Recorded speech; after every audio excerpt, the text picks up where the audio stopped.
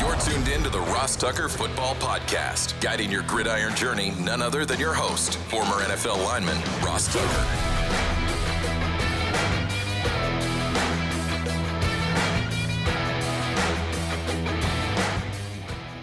Oh, yeah, it is. But it's not just any Ross Tucker Football Podcast.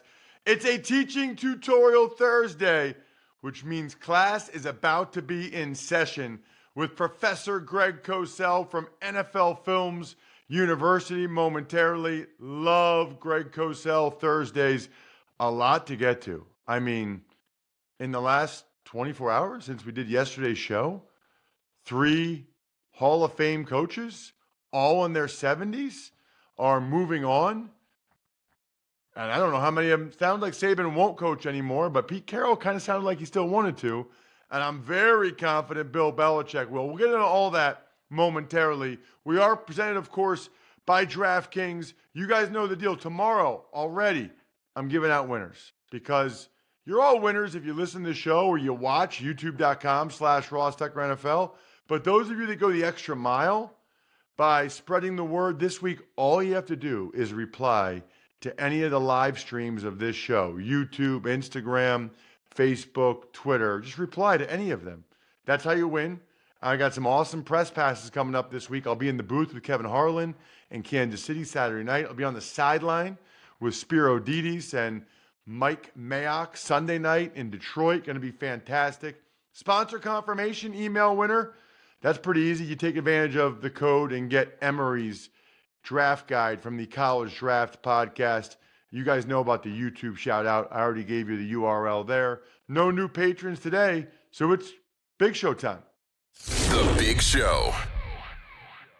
All right, Greg, obviously we have 6 big games to get to, but there is no way I'm not going to ask you about 3 guys that have been coaching longer than you've been at NFL Films, Greg. Can't say that very much anymore, but Nick Saban, Pete Carroll, Bill Belichick, all in the last 24 hours. I know we could probably do 3 shows worth of conversation on these guys, but what's just the first thought off the top of your head when I mention those 3 names? You know, believe it or not, it's probably Nick Saban. I always loved the fact that he seemed to be so focused on process and that the process leads to the results. We all know it's a win business. You have to win games. Obviously, college football is different than the NFL, Ross, as you know. You do both college and the NFL. So college football is different. You're dealing with younger kids. There's likely more teaching, pure teaching going on because they're younger and they're more, I guess they're more receptive to that. But I always loved just the whole idea of process, as if you're coaching against the game of football as opposed to your opponent. And if you do that correctly, then the results will take care of themselves. And I just kind of love that approach about process. So Nick Saban was a guy that, I've never met Nick Saban. I don't know Nick Saban. Obviously, people can sit here and say, well, he just got 5 stars, so he had great players. That you can say that about a lot of great coaches. Normally, great coaches, Ross, as you know, tend to have pretty good players. But maybe there's a reason for that as well. But Nick Saban was the one that really struck me when I heard about that on Wednesday. Well, listen, Alabama wasn't winning the national championship every other year before he got there. Correct. So he had to do something to get those 5 stars if they weren't getting them before. And also, there's other programs where they recruit very, very well and don't have nearly the same level of sustained success. As far as Belichick and Pete Carroll, Greg, anything noteworthy maybe schematically that you noticed from those guys? It's interesting because Pete Carroll had that run where he was kind of known for, the cover 3 and the longer corners and bigger safeties. Belichick, I guess I thought of when I was in the league, the biggest thing that I thought was so interesting about Belichick is how they could totally change their game plan from week to week, like an amoeba. I mean, they could come out and be 2 tight ends, and the next week it's spread. You really did not know what you were going to get from him on a week-to-week basis, and I know that kept our coaches up at night. Well, I'll tell you one thing. I don't think people realize how hard that is, Ross, because, to be able to, it's not a matter of what it does to the opponent. You have to feel good that your players can execute totally different concepts on a week-to-week basis, which means you have to teach those concepts in a way that's clear and understandable, particularly on the defensive side of the ball, because on the defensive side of the ball, if one guy makes a mistake or is out of position or doesn't see it the same way as the other 10 guys, you can give up big touchdowns. So I think that's one thing, and I'm glad you mentioned that. I think that's one thing about Coach Belichick that is just not really talked about enough, because that is really, really difficult to do at the NFL level. I remember one time, Greg, coming out of the huddle, and we had never seen it before. I was playing guard. They didn't have a single guy in a three-point stance. Yeah. On a 3rd and long, they were all walking around. The amoeba defense. And our center, Trey Teague, we had never seen that before. Right. There was always some structure to a defense, 3-man front, 4-man front. Our center, Trey Teague, was like,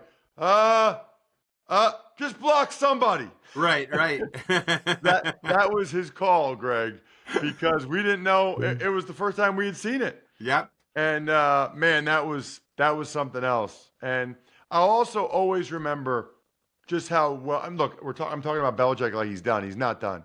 But I always remember, man, they had that 3-4 defense down pat. We would come back to the huddle, Greg, in Buffalo, and everybody would come back to the huddle. We'd all be like, I got my guy. I got my guy. I got my guy. It was a run for no gain. And we couldn't figure out, but if they all played their gap and they were all two-gapping and played their technique, you might feel like you had your guy, but the running back wasn't going anywhere. It was really, and then, you know what? He also, Greg, one of the first guys to really understand the impact of edge guys that could set the edge. Yep. Because with Vrabel and McGinnis, that was the problem. They would crush the collarbone of the tight ends to the strong side. And then even if you all felt like you got your guy, it was all jumbled up and there was nowhere for the running back to go because they set the edge right there, right now. The one final thing I'll say about Belichick, the game that to me, and I did this in the book that I did with Ron Jaworski, The Games That Changed the Game, was the Super Bowl when they beat the Rams, and how he studied the Rams defense in such detail that he decided, based on film study, that the key to their passing game was Marshall Faulk. When he was offset, he was the key to the passing game. So he did what became known as the bullseye defense, where he had his edge players basically run right at Marshall Faulk, not rush the quarterback first, run at Marshall Faulk and hit him to prevent him from being a route runner, a primary route runner in the passing game. And obviously we know what happened. They won the game. But I mean, just the way he came up with that, I don't know if anybody else would have thought of it quite that way. Let's get to these games, Greg. There's a bunch of good ones. People, a lot of times the Saturday 4:30 game is like, not this year, man. Joe Flacco and the Browns at C.J. Stroud and the Texans. Are you giving me a clean slate here? Is that it? Blank slate. Yep. Well, I mean, obviously we could talk about each game for an hour, so I'll just try to hit some things that I think are really interesting. Number one, with the Browns, you kind of know what you're going to get on the defensive side of the ball. You're going to get a lot of single high, but you're also going to get a lot of coverage looks that are a little murky, because what Jim Schwartz does is he sort of has a cover 2 invert, a cover 3 invert. It's a little murky. Things that probably C.J. Stroud, because he did not play in the Week 16 game, things that C.J. Stroud has not seen before. But you will have to attack single high coverage. That's critical, whether it's cover 3 or cover 1. And, they've now developed Nico Collins, who's their boundary X, and he's shown the ability to pretty much win on the outside against any corner. And I know the Browns have a lot of injuries in the secondary as we speak on a Thursday morning. I'm not sure who's lining up and playing in the secondary for the Browns this week, but I'm really anxious to see C.J. Stroud against a Jim Schwartz defense. So am I. Man, some of the throws he makes, Greg. Did we miss something with him? Did we miss something with him coming out? Why did so many people have Bryce Young ahead of C.J. Stroud? Well, I like Stroud more just for a number of reasons, but I think, look, no one's right or wrong until really a guy plays in the league, and smart people are wrong on players, obviously. But I think there were, in speaking to people, I remember a lot of people saying, oh, well, he's just another Ohio State quarterback and they don't do well in the league. To me, I think that's a lazy approach. I think you have to evaluate the player. I mean, you can be wrong. Even when you evaluate the player, you can be wrong. But I think a number of personnel people I talked to kind of fell into that category, and I think that to me is not the right way to go about evaluating a player. Let's move on to the game I'll be in the booth for. Westwood 1 with Kevin Harlan. His daughter, Olivia Harlan Decker, will be on the sideline. Oh boy, I feel for her. It's going to be what, like 6 better her than me. It's going to be -8. Yeah. She's a tough cookie though. She'll be great. Dolphins, they're coming into this one really beat up, Greg. Yeah. Well, what are your thoughts on this game? My thoughts on this game, again, you would assume that the passing games are not going to be as voluminous as usual just because of the weather.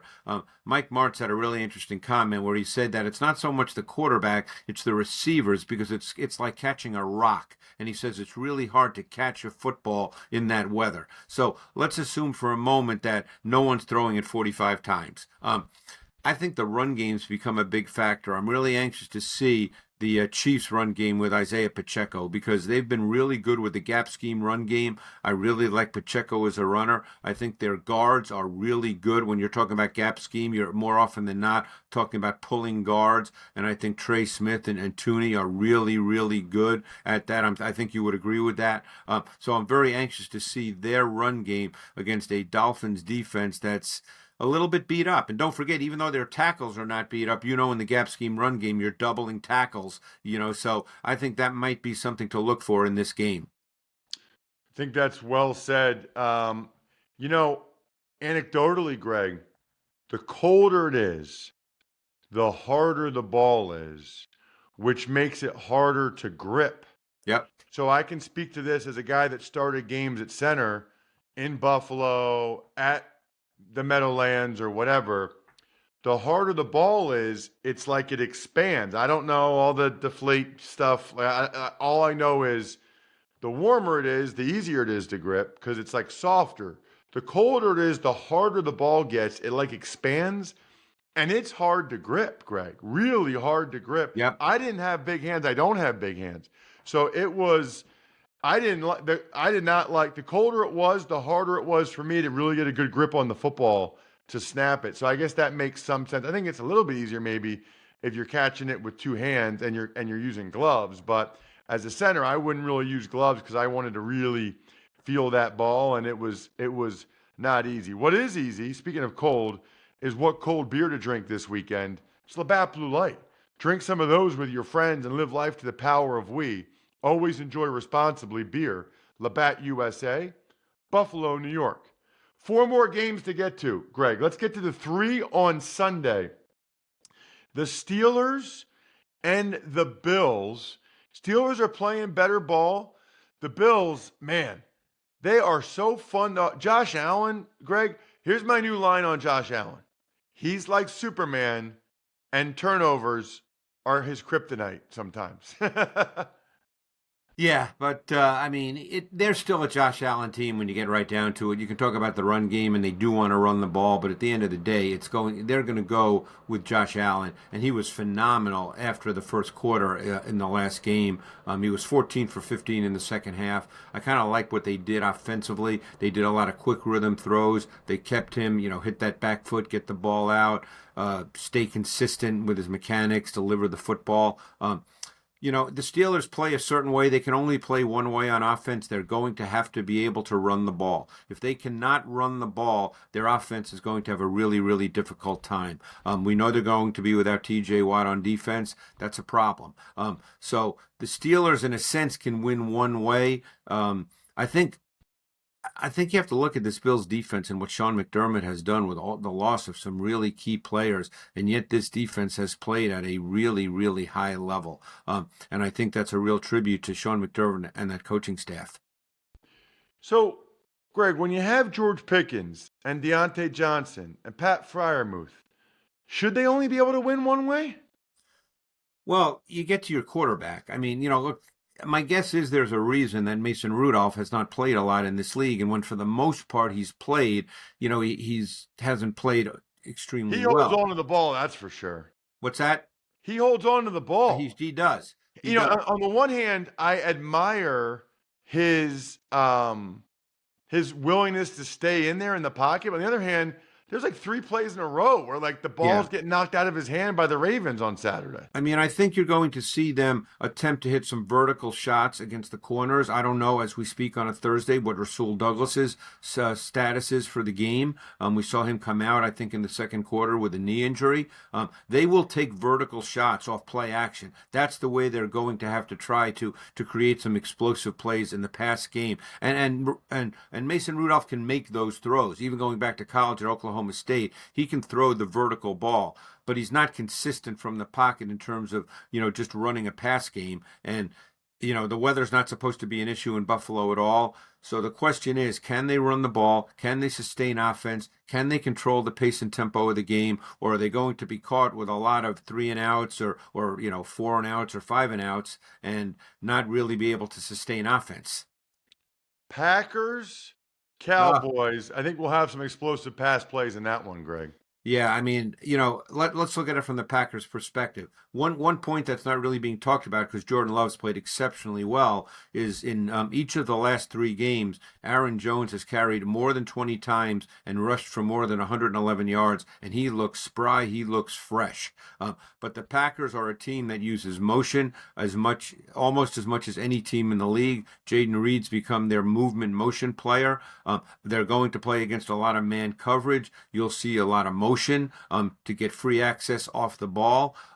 Jordan Love is a very aggressive thrower of the football. Now, he could throw a pick or 2 in this game. He's only thrown 1 in the last 8 games. But, I mean, he is an aggressive thrower, and he will push the ball down the field, and they push the ball down the field in their pass game. But I think the Jones factor is interesting. Another point to make about their offense, they've been really, really good at a 12 personnel, 2 tight ends. They just got Musgrave back. Tucker Kraft in his absence really became a good player, and the Cowboys usually match up to 12 with what we call big nickel with 3 safeties, and I think they'll feel that they can attack that. Ooh, interesting. Anyone in the Cowboys have the ball? Yeah, I mean, we know what the Cowboys are. I think that, Dak's been phenomenal this year. He's been decisive. He's been getting the ball out to the right receiver at the right time. C.J. Lamb has become a really, really dominant receiver. He lines up both inside and outside. I think over the last 4 or 5 weeks, they've incorporated the other receivers into the pass game a little bit more. Ferguson, while he hasn't had as much volume the last couple of weeks as he did for a stretch during the season, is still a difficult tight end matchup. So we'll see. I think the Packers actually have a pretty good front. They've just struggled on the back end, particularly when they played zone. So we'll see how that plays out. But when I watch their front, I feel like it's pretty good. So, we'll see if they can pressure Dak and if they obviously stop the run game and get them into some longer yardage situations.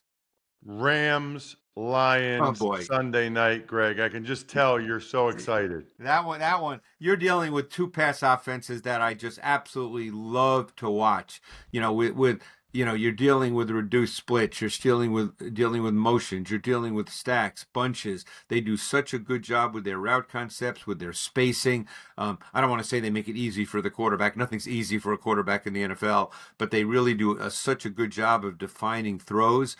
They both use play action with the quarterback under center. Goff is definitely number 1 in the league in terms of number of under center play action snaps. I believe Stafford is 2. So that is really a meaningful part of both offenses, and it's an under center play action is tougher to defend than shotgun play action. So I'm really excited to watch this game in terms of the pass games. Lastly, Greg, the Eagles and the Bucks. Greg, I know you watch the Eagles every week because of some of the media stuff you do. What has happened to those guys? Well, couple of things are going to happen in this game. Number one, Todd Bowles is going to blitz coming off the bus. The Eagles have not shown any ability to deal with pressure, and it's as if they're just not aware. They're not alert to the pressure. When you play the Giants, who they just played twice in the last 3 weeks, and now you play Todd Bowles, you have to be alert for pressure on every play. And you know this, Ross. Even if your center is the one who calls the protections, teams that have the center call the protections always give the quarterback the ability to override that based on what he sees. And I thought that Jalen Hurts did a poor job of that last week. He didn't seem to be aware of where pressure could be coming from, and he's going to have to be aware of that this week because Todd Bowles is as good as there is bringing pressure. On the other side, God, there's so much here, and we don't have enough time, but the Eagles' defense, they've not been able to rush the quarterback. Their secondary is slow. They've gotten old real fast in the secondary. They're slow, and their linebackers are not very good. But on the other hand, if they somehow can pressure the quarterback, I just spent yesterday and this morning Thursday before I came on with you, of watching about 250 Baker Mayfield dropbacks. And the Bucs O-line really struggles with stunts, really struggles. And the Eagles are not normally a big stunt team, but you know how it is in the playoffs, Ross. You've got to tweak things. You've got to play specific to your opponent because that's the game you have to win. So I'm really curious to see what the Eagles decide to do because it's very evident on film that the Bucs O-line struggles with stunts. Greg, you are the man. Thank you so much for the time, as always. Thanks, Ross. Appreciate it. Gosh, he's awesome. So awesome. You know what's not awesome? Having one of those old, lame showers or bathtubs, like the all-in-one. I don't even remember what it's called, but that's what we used to have until we got 2 updated, really cool showers from westshorebath.com. Right now is the time to lock in New Year's savings from West Shore Home. Fast, easy, convenient. They came to our house at like 8 o'clock because that's when my wife wanted them to come. It was awesome. They pulled out the old, whatever it is, fiberglass all-in-one shower tub and replaced it with like these brand new showers in one day. 2 of them, not just one, 2 of them. Crazy impressive. Go to westshorebath.com. Why not schedule a free design consultation and then send it to me, ross@rosstucker.com, and get one of these signed press passes that I'm getting over these playoff games. westshorebath.com. Tuck's Takes. All right, Ross. Bill Belichick and the New England Patriots are expected to part ways today. 24 seasons together. Unreal. I mean, what a week. Yesterday, Pete Carroll and Nick Saban. This morning already, Bill Belichick. I'll probably, Jack, have more to say about this tomorrow on a Finish Strong Friday when I'm making the game picks. I'm probably going to dive into this a little bit more, especially since it seems pretty clear that Belichick, perhaps unlike Carroll and Saban, definitely wants to and will coach somewhere else. Pete Carroll is out as the head coach in Seattle, and he is transitioning into an advisor role. So that's interesting because he made it pretty clear that, as he used the phrase, he competed hard to try to remain the coach. He wanted to stay as the coach in Seattle.